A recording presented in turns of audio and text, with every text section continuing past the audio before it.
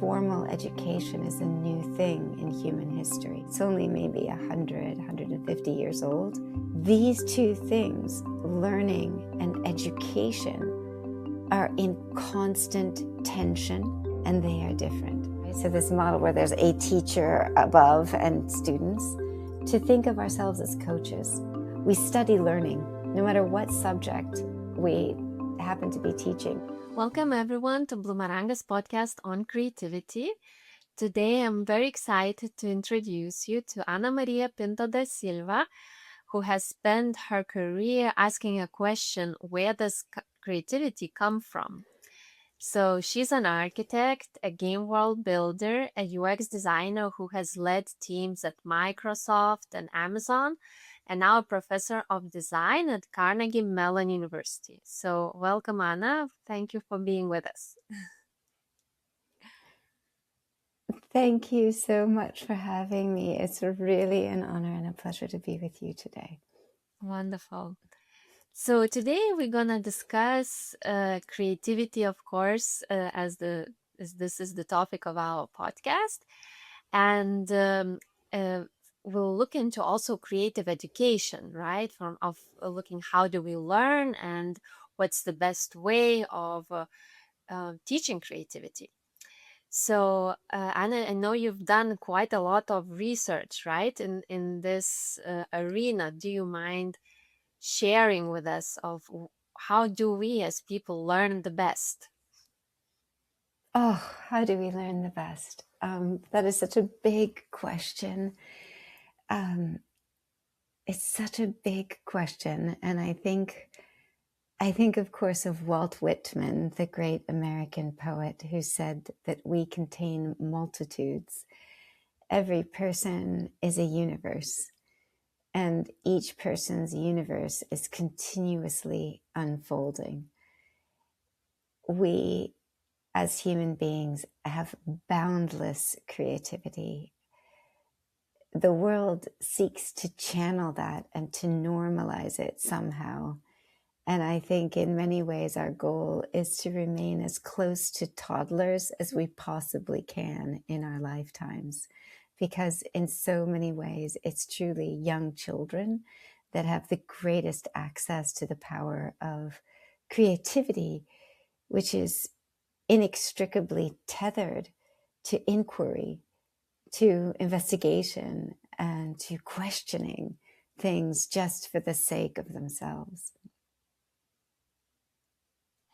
Love that. Indeed, that beginner's mind and the fresh view into the world is fundamental, right, to exploration, to innovation. Why do we lose that as we grow up? There is a fundamental tension between education and learning. Education is a civilizing function. It is about how we as nations create citizens. It is about productivity. It's about collective identity. It's about responsibility. The word education is tied to civilization and connects back to notions of agriculture, of plowing, right, of tending to fields. Again, these are tasks that have to do with not just individual inquiry, but to collective survival. Conversely, the word learning, the etymology is so fascinating.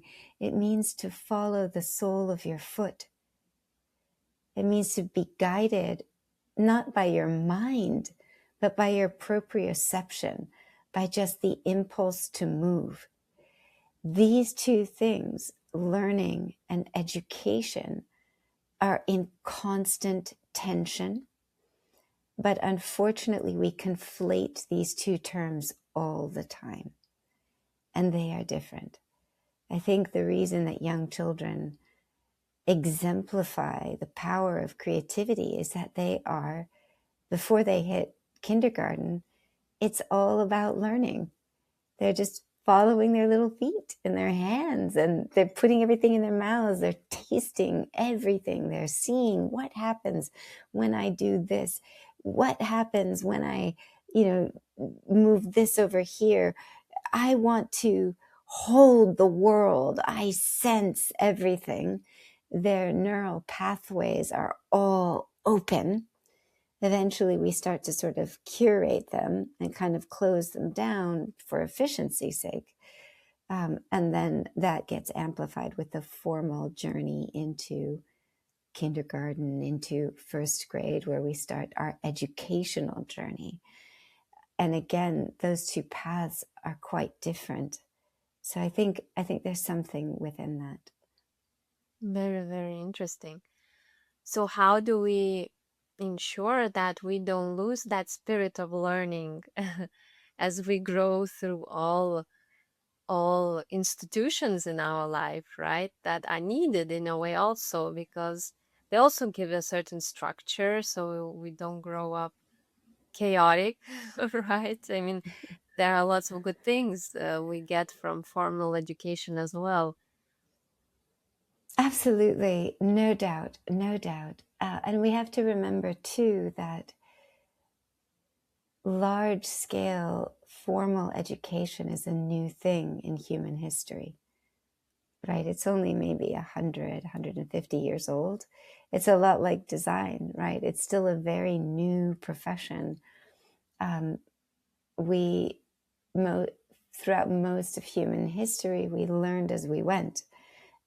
And not very well and not well. I mean, formal education was really the realm of the deeply privileged.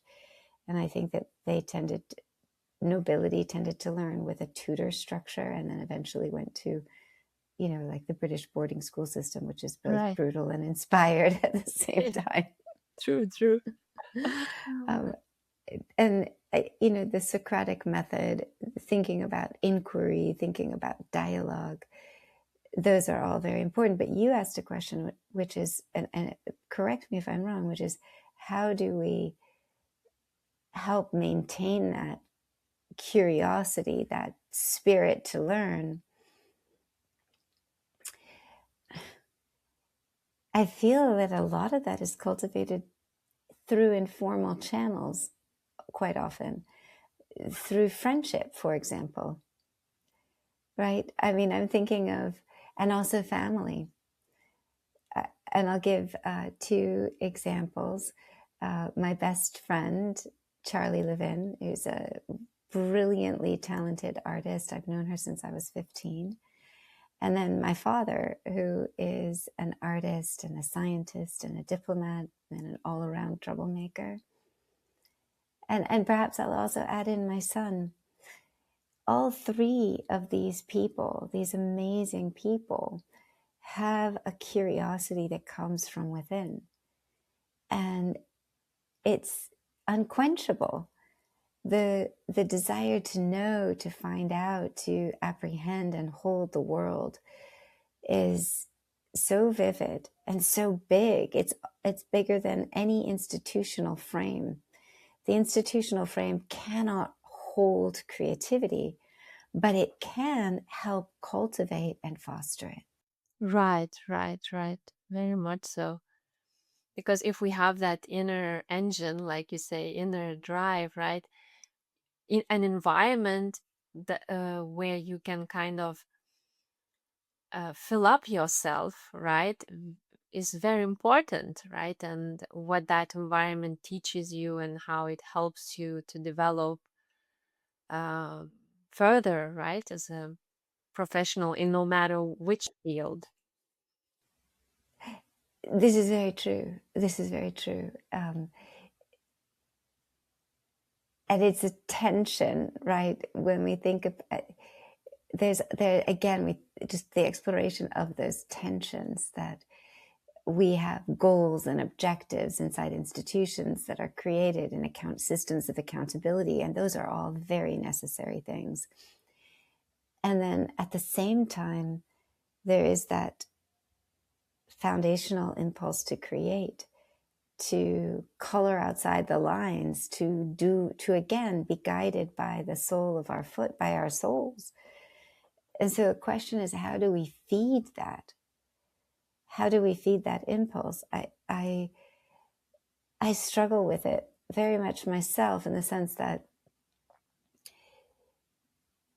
there is no greater teacher than nature when it comes to design, when it comes to creativity, period. No matter where we are in the world, we could be living in a very urban environment with hardly any plants growing, but there will be some. Just watching the way that plants and animals and insects interact with the world, their mechanics, their systems of communication, the way they respond to the environment, their colors. If I were a fashion designer, I would do a line of men's clothing that's only inspired by the colors of woodland ducks. They're so remarkable. They're so remarkable. The color of the sky, the sun, the clouds, every day unfolds differently. Yet over the last 30 years, we've become increasingly tethered to the productivity of the computer.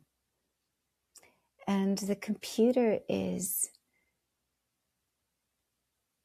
wants and seeks to be boundless in certain ways and connects us in incredible ways, but also takes us away from ourselves and from each other. Yes, from this each other part is a very strong one, right? Because even if it opens us up to the world and it connects us, but in a way it also isolates us from our local communities and local life. You really need to start making much more effort, right, to be present away from computer. You said it, absolutely. It takes us away from being present. And that is a very powerful thing. That's a very powerful thing. My iPhone just pinged just now. Let's find out why. Oh, there's a Substack notification. Somebody wrote a thing on Substack, but here you and I are talking, right? Why is it drawing my attention to something I didn't ask for? It's fine. The world will not start and stop vis-a-vis this Substack notification or an Instagram post or a LinkedIn notification or a New York Times poll or a text message, from some retailer because such and such is on sale. The computer systems can connect us in very powerful ways. The question is, how are they connecting us? Today, we are now connected. So connected. Look at the two of us, right? We are literally half a world away from each other. It's remarkable. It's one of the great pleasures of the internet, right? Is that you and I we meet and we become friends and we have this time together and it's rich. And I can absolutely imagine coming to see you and going to a cafe and just talking about this and that and everything and nothing and having the world unfold. How fun would that be, right? And that's you and I connecting into each other, connecting each other to the world and to the experiences of our worlds, plural, together, and creating new worlds, new communities, new friendships as we interleave. I think so much of how we learn is really done through friendship. Absolutely. Think about whether you're at school or at work. What were your most transformative experiences? Right? It's the the teacher is there. Yeah, but it's the friendships that we're making in the late nights and the way we fold into each other and help each other become. That's the explosive power. Or even like in my case, I remember maybe subject matter was not so interesting, but the teacher itself I found so interesting that I got interested in the subject matter myself. And it's yes, it's not always just the content that makes you interesting. It's actually the human being behind it that makes it so fascinating. 100%. 100%. There is no such thing as a boring subject. The world is endlessly fascinating. Even plumbing is fascinating, right? Especially when explained by a magnificent teacher, by somebody who's curious and committed, not just to their field, but to you. Yeah. You know? Yeah. So in this current, I mean, in the way we live right now, with so much content available online, right? And you can get some basic understanding of any subject just by going on YouTube and pulling up some video, Um, how do you see that mm, kind of being the content itself and from the teachers, right? Working with the education that you can receive in a more structured way, like at university or continuing educational institution. Do you see it's like complementing each other, or there is some tension between that? Absolutely. I think the complementarity is incredible. I mean, absolutely incredible. And what I'm seeing in young people today is a kind of fearlessness. They're just like, great, I don't know how to weld. Let's go figure that out. And look, there's, countless websites that are going to explain that to me. And now I'm going to go find an opportunity to find some equipment and some actual training. And those two things interlead. And look, now I'm welding, or now I'm sewing, or now I'm cooking.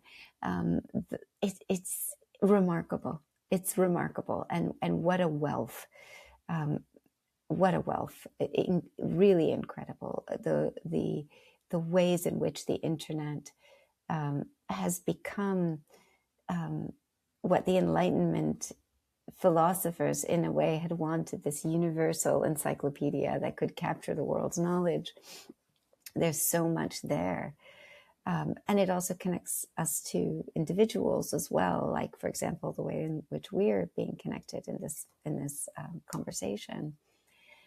What then I think becomes quite differentiating, and I think where we need to spend more time looking, is how these resources are meaningfully amplified in formal education structures.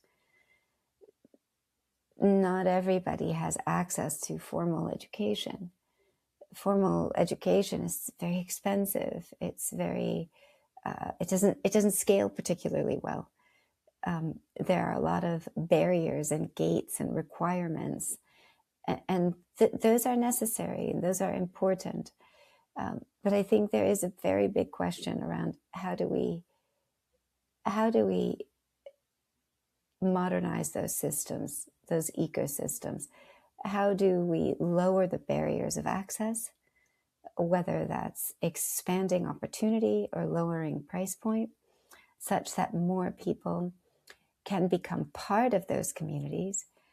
And I would say another wonderful and very important opportunity is, how do we educate people across the arc of our 100-year lives, right?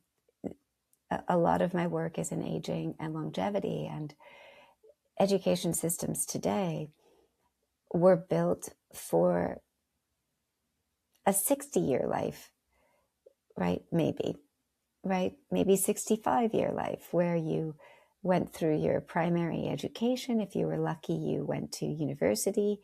If you were luckier still, you maybe did a master's degree or a doctorate, and you worked for 15, 20 years, retired, and passed away, right? That was the model, and that's what is currently still in place.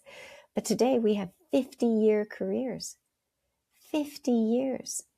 How do we stay relevant? How do we dip in and dip back out of formal education structures? Even though we do have emerging infrastructure around executive education, it's not quite up to the task of supporting us as our careers evolve. Why do you think so? What do you think is missing in executive education to be useful? Just access and a number of programs. So imagine this. Another major change is that, 30, 40 years ago, when I was a kid, people still, adults still worked for maybe one company in their life, maybe two companies. It was a big deal to change companies. Layoffs were unheard of. And I remember the first time I heard of a large-scale layoff, and this was towards the end of the 1980s.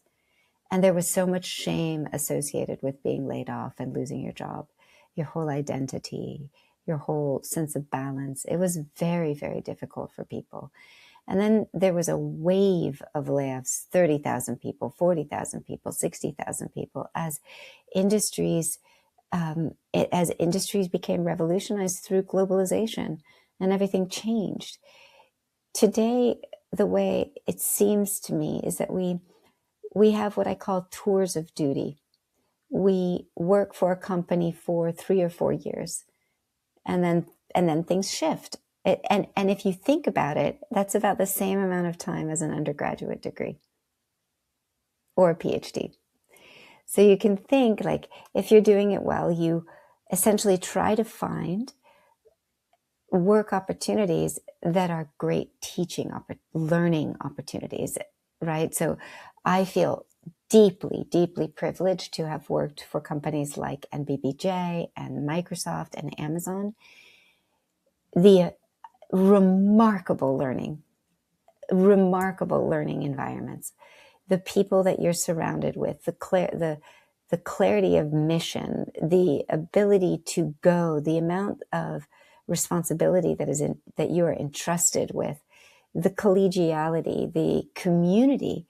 It's something, it's difficult to describe because so much of the work we can't talk about when we leave and so forth. But those environments are incredible models of what education could become in the future. And then, of course, if you interleave that with formal education, where you're able to step away and kind of reset, that is a wonderful thing. However, today, the cost of stepping away from your job to gain a master's degree or a doctorate is very, very high, right? We do a lot of learning in the workplace. That said, there's a type of learning that happens in academia that is very, very important and that does not happen in the workplace, or that happens tangentially. And so the question is, and so the formal education structures serve a very small percentage of the workforce today. And yes, we have workforce training, we have executive education, but it's very uneven. And with AI now, especially in the world of design, rewriting what it means to be design, there's a need to reset all of this foundationally, right? To get back to first principles, to figure out what are the learning pathways that need to be reasserted or imagined from whole cloth, and then to develop the ecosystems whereupon that learning can actually take place. More than likely, that type of learning needs to be interleaved inside the work experience. It's very difficult for people to take time away to get a formal degree at a time when the industry is moving so incredibly fast. Hi guys, I just wanted to send a quick reminder that we have just launched a new subscription, and if you are looking to unlock creativity in a variety of formats, get access to our digital tools and online creative sessions, check us out. I hope I'll see you inside. This is very interesting. So then the biggest challenge for formal education, the way you see it, is the model of it, right? The format of how it is delivered, that is slightly outdated and needs to adapt to the way people live these days, right? In this fast-paced world. Yes, and it's I would say that it's not so much that it's outdated at all. It takes a long time to anneal structures, much longer than we think. And in general, things take much longer than we think. So, so coming to this moment and thinking that we can instantly figure out what is the right structure is a false cognate. It will take time to develop new models, but we are being invited to imagine those new models, absolutely. And the imagination of those new models is best done at the intersection of academy and industry by working together, and ultimately by centering entrepreneurship, by trying things. Yes. Right? Experiment. We saw this in healthcare. Right here in the US, the healthcare system is very, very difficult. And the need, and we see so much innovation, so many entrepreneurial ventures happening in healthcare. The same is going to be happening inside education, because the world needs to be educated. AI is showing us that. Education is more important today than ever. If you are not educated, you will not be able to discern whether or not the essay or whatever an AI system has generated for you is actually accurate. If you are not well read, right, you won't be able to say, actually, that's a little bit off. So we need education desperately, and the quality of education needs to rise exponentially to meet the moment, and wait for it, in a way that actually scales. That's what AI is inviting us to do. That is a tall order, but that is the order that we must meet. That is the goal. Right, love that. So, like, imagining the future, right? We can say that continuing with education or executive education needs to weave into our professional lives without interrupting them, right? And be almost like an add-on to the work that we are actually doing, isn't it? Rather than like, Yes, okay, that's I'm right. stopping, I'm leaving, I'll come back a bit later. That's right. The current model requires that we interrupt, and we don't know how to the pathway to come back in is very stressful. Sometimes it's seamless, often it isn't. It usually takes longer than we think. It is differentiating, though.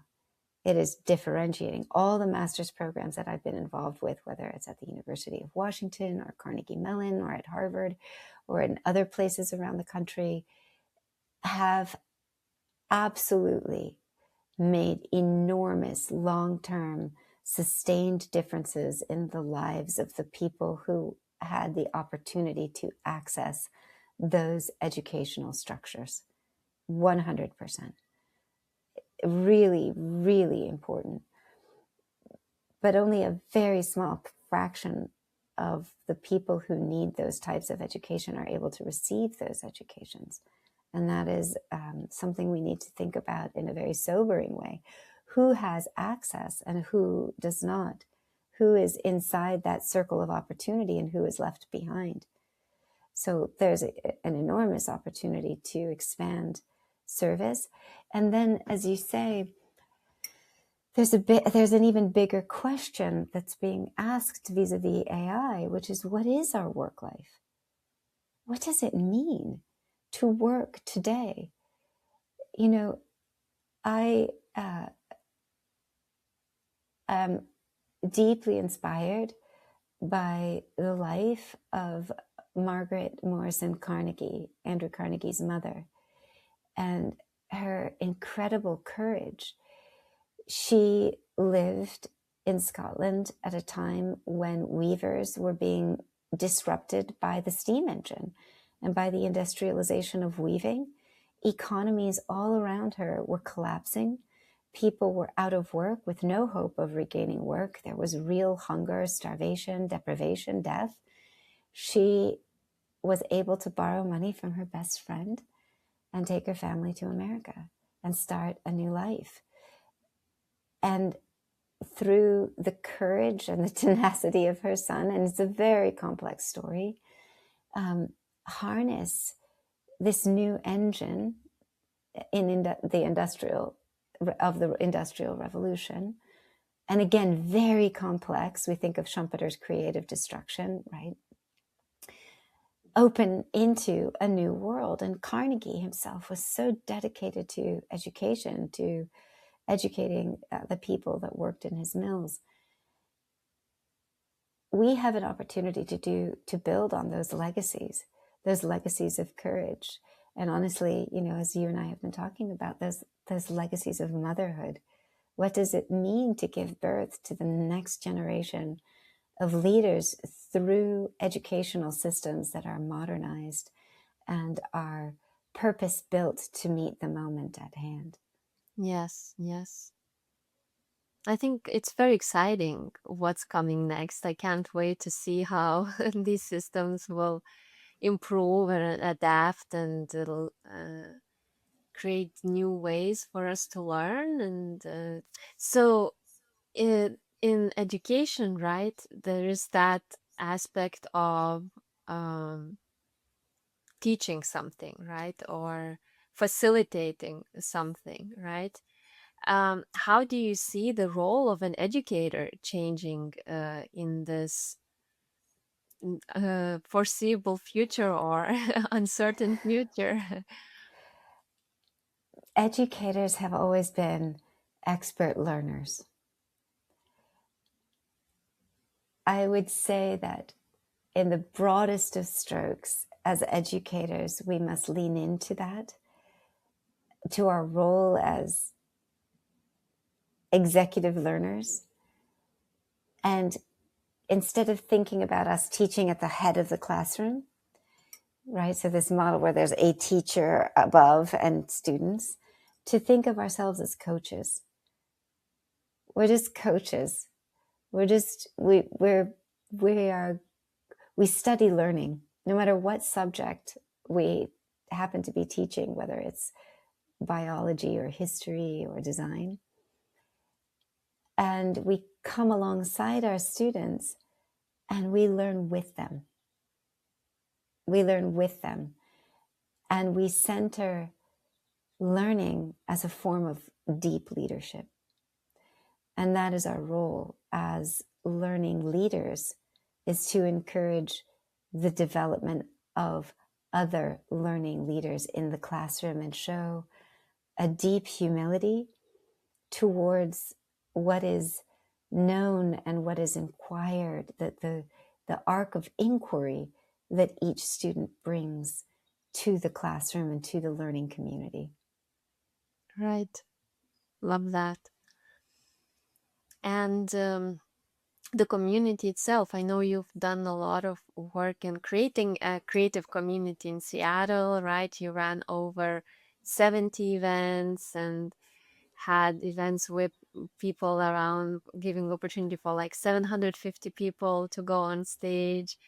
So I think it's very rewarding, should be very rewarding to create something like that. What have you learned from this experience, and what can we maybe that some of those, which of those lessons can be brought into executive or continuing education, the power of community? Oh, that is so beautiful. Thank you so much for that question. Through my work with large-scale convening with PechaKucha Seattle, and then others with the Harvard GSD Design Impact Lecture Series, which was done on a global scale, I have been so inspired by and so humbled by the brilliance in the world around me. There is no doubt that my greatest university and my biggest learning experience has been what I've learned in a sustained way over time from my community members by doing this work, by the work of convening, of simply, as you do, finding out about people, reaching out to them, forming a connection, speaking with them, finding out what is important to them, allowing your worldview to be transformed through conversation.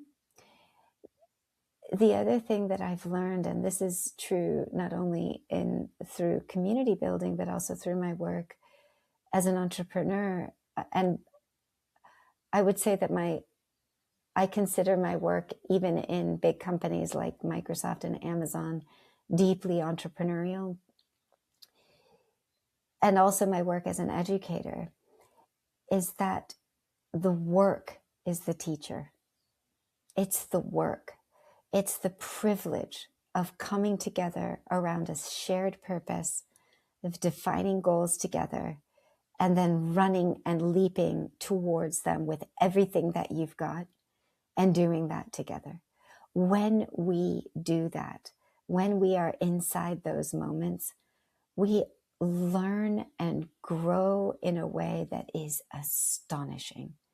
Those are the transformative experiences that we all long for. They form bonds and friendships that change us for the better.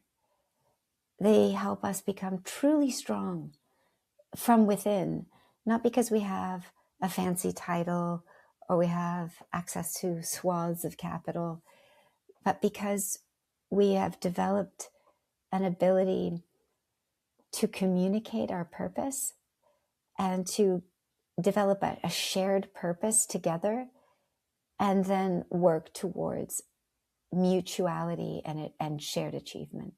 And those things are, for me, absolutely intoxicating and so special. Right. Beautiful.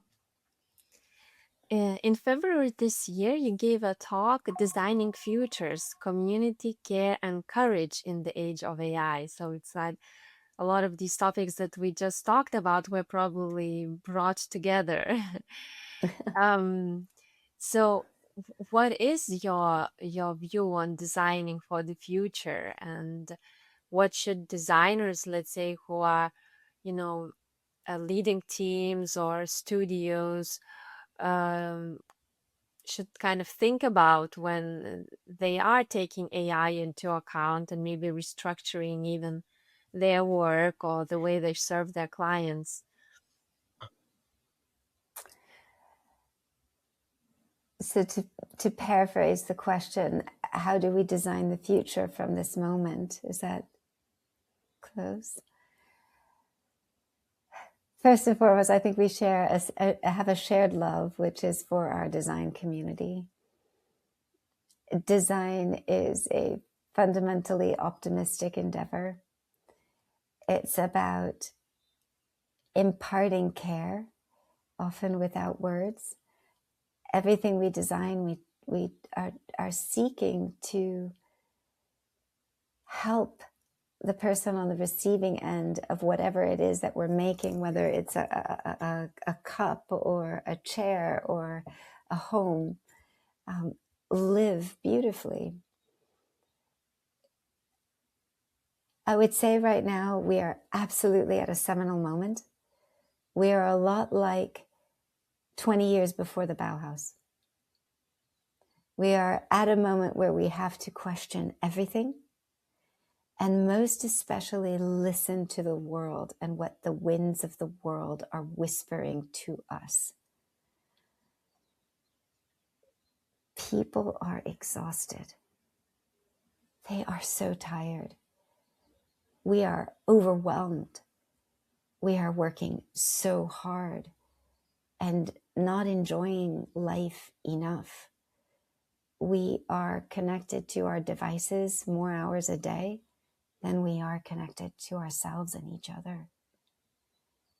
I'm not sure this is how we actually want to live. 50 years ago, if you went to a rural community and you took a walk with a 10-year-old through a field, they could probably name every plant, every flower, every bird that you encountered in a 10-minute walk. I'm not sure that's the case today. I know I couldn't do that. We are needing, as a world, to reimagine what it means to be human. And this becomes very vivid for us when we're inside predicating systems like artificial intelligence. We wish that we could outsource intelligence and outsource creativity, but we really can't. That said, AI raises the stakes, raises the bar, and presents a highly polished version of humanity. We are so much more than that. And I feel that, right now, design, if you just pull back really far, like 10,000 feet, we're still working inside an idiom that was framed by mid-century modernism. We still think that to design is to create objects of cool. How many people does that leave aside? Right? Do I always feel cool? Am I cool enough for my jacket, for my glasses to enter this store? Probably not. There are so many people that are not being served by design, and that's partially because the number of designers doesn't scale to the need. And this invites us, and I think AI is opening doors to this, which is fascinating and so necessary, to democratize design and to return us to a place before the Industrial Revolution when everyone was a designer, right? Everyone was a designer. If you wanted a dress, or you were excited to participate in a festival, you would be embroidering your beautiful garment for all of winter, right? If you wanted a beautiful way of presenting butter at the kitchen table, perhaps your husband would have made you a beautiful mold to put the butter within, right? If you wanted a chair, you would have made it yourself, right? Everybody has a native impulse towards design. And so right now the question is, and this goes back to the beginning of our discussion, how does the internet and how do the technologies that are delivered through that help us access our creativity? And then crucially, how are they homogenizing our creativity, right? So as an educator, I will say that, I look at hundreds and hundreds and hundreds of portfolios every year. And unfortunately, they are becoming almost indistinguishable one from the other. And this has to do with everybody trying to game the system to be more designerly than the next person so that they can get that good job or that good placement in a university. And I think what we need is to just dispel those notions and open the doors to real creativity, to inviting people to speak their truth, to center their creative power, to color deeply, deeply outside the lines. Otherwise, we're going to be, in many ways, recreating the systems of gentle harm, if you will, that design unwittingly creates, and that it takes a little bit of time for us as professionals to really come to terms with. Right. But how can that be done in practice? This is very difficult to use the tools that we currently have, but yet put certain boundaries, right? And to encourage people to open up more of their inner treasures and not be afraid of that, right? Rather than give in and lose that in the process of using AI, for example, isn't it? I think it's fine to use whatever tools you have at your disposal. However, they should be focused on what you are uniquely bringing to the table. And the invitation is that you are important and special to the world because of who you are and the experiences that you've had. It's not about how many likes you've had on TikTok or how many people really loved your post on LinkedIn. Our truths are so much deeper and more complex than that. So how we get to that is we absolutely must reframe the admissions process, and how what are the prompts that we're using to solicit applications? How are we evaluating applications? So that's one way. Another way is, as designers, to decenter ourselves.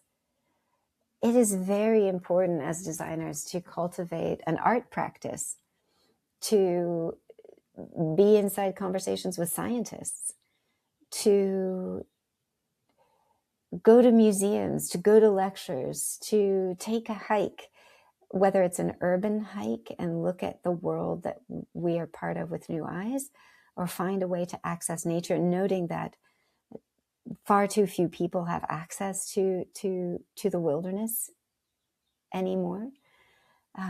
To be able to even apprehend the night sky, to open ourselves to wonder. I think those are the things that will allow us to create newly imagined futures, and to find ways to be in dialogue with people who have contrasting views and the views that we have. Love that. Love that. I was also thinking that I kind of almost want just to go to the good old library and sit around there, and just thought of going back to the roots, because how else can we need to get new ideas that are outside of AI context, if we want to innovate, if we want to bring in something new, or if we all are within the same kind of circle, right? We just use that circle in a different way. The output, it's going to be more or less the same. But if we want to create something really original and interesting, we need to create conditions for that newness to kind of reach us, right? So I really resonate with what you just said. Yeah. But I think you're absolutely right. Libraries are phenomenal spaces, phenomenal spaces. I love them. My grandmother was a research librarian in Lisbon, at the Estação Agronômica. She was a botanist, and she helped build that library from 3,000 volumes to well over 500,000 volumes. At a time when there were no search engines, right? She was the search engine. I think if I were to make a search engine today, I would name it after her, Quiteria. She used to, see publications come in and then curate them in hand stacks of publications and books to different researchers under her care and say, you must read this, you must look at this, you must tend to this. Working with real librarians is, honestly, absolutely transformative. Love that as well. They are please, humans. Yes, they are beautiful people, and they know how to find things, and they can reveal worlds to you that are not on the internet at all. Exactly. Not even close. Even I used to, when I was at Berkeley as an undergrad, I worked at the undergraduate library. And, as an undergraduate working in the undergraduate library, a big part of my job was to reshelve books. And so, I'm sure there are going to be people listening to this podcast who also had that job, and you would come in to the library and someone would point you to a cart piled high with books. And there was this room full of carts with piles of books, and your job, that people had returned from the library, and your job was to sort them and put them away, right? So there you would be in the stacks of the library, putting this book away and this book away and this book away. And every other book, there would be something that would catch your attention, right? And then you would stop and you'd be stuck in a book for 5 minutes, and you realize, oh my goodness, I need to put this book away and put this other book away. It was so fantastic. You can think, though, of cafes as a kind of library as well. Yeah, right? totally. A Yeah. library of people. Yeah, exactly. Saw that in Amsterdam, like you have these no internet kind of cafes popping up where people just go there to knit or talk or read, but there are no devices allowed, you know. So it's It's interesting. true, you know, I'm even seeing with my son and his friends, they leave their phones behind, Yeah, you the know? I saw that. Yeah, I Yeah. have And they're friends very, and very yeah. They it's use the the old younger people are like, school. no. I just want to go hang out with my besties, my Great. besties, That's my human beings here. yeah. I'm really not interested in all of this, like, you know, a million likes and performing for the internet and so forth. That's great. That's Um, great. so there's a sort of reassertion of the human inside this attention economy. That said, we are still deeply inside an attention economy. Yeah. Um, and that's reshaping how we see our humanity. Yeah, totally. So how can we call this what you just outlined in such a visionary way, this um getting out, getting inspired by all sorts of things that are, you know, away from computer, let's say. Is that like developing our curiosity muscle, or how can we coin this a phrase to this practice of like doing art practice or something that's uh opens up our creativity or expands our inner world, right? And then you kind of have a richer soil inside for new ideas to implant. I love the way you said that, how do we have a richer soil, a richer ferment? I love the idea that we become humanity explorers, right? We reassert a time of discovery, of encounter, of curiosity, where, you know, the word question comes from the word quest. And we think about what are my questions? What am I curious about? Why am I in this room? Why did I pick up my phone? Why am I inside this conversation? What is it that I am seeking? What is my life about? You know, so much of, I think, what the act of design is pursuing, we have to ask these big questions. What are we here to do? What are we for?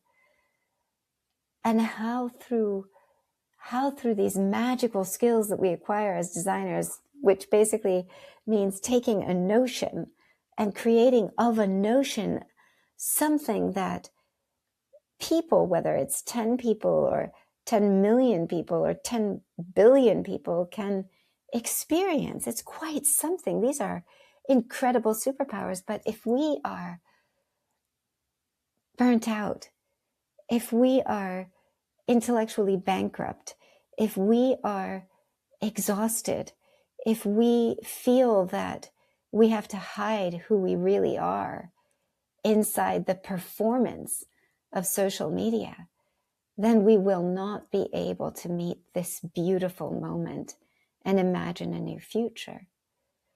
I, though, do believe that we will meet that moment and we will access our creativity and we will question assumptions and find new ways, for sure.